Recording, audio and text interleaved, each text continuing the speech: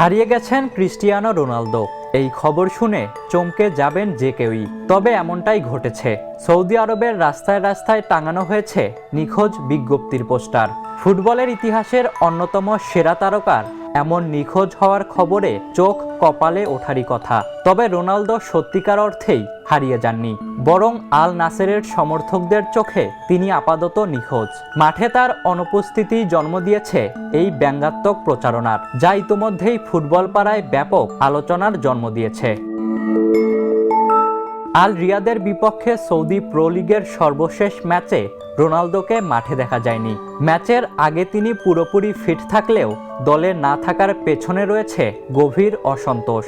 স্থানীয় গণমাধ্যমের দাবি, ক্লাব পরিচালনা ও লিগের সামগ্রিক ব্যবস্থাপনার বিরুদ্ধে প্রতিবাদ জানাতেই ম্যাচ বয়কটের সিদ্ধান্ত নেন এই পর্তুগিজ তারকা।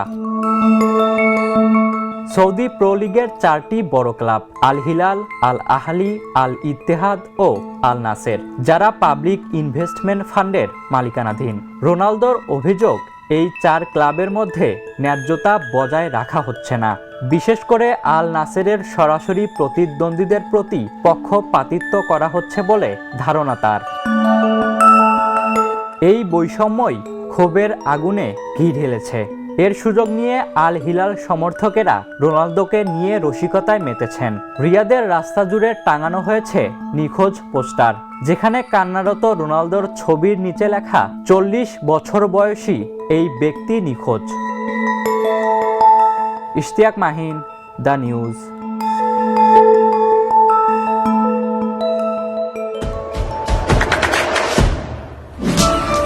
দেশে দেশে সবার সাথে দ্য নিউজ।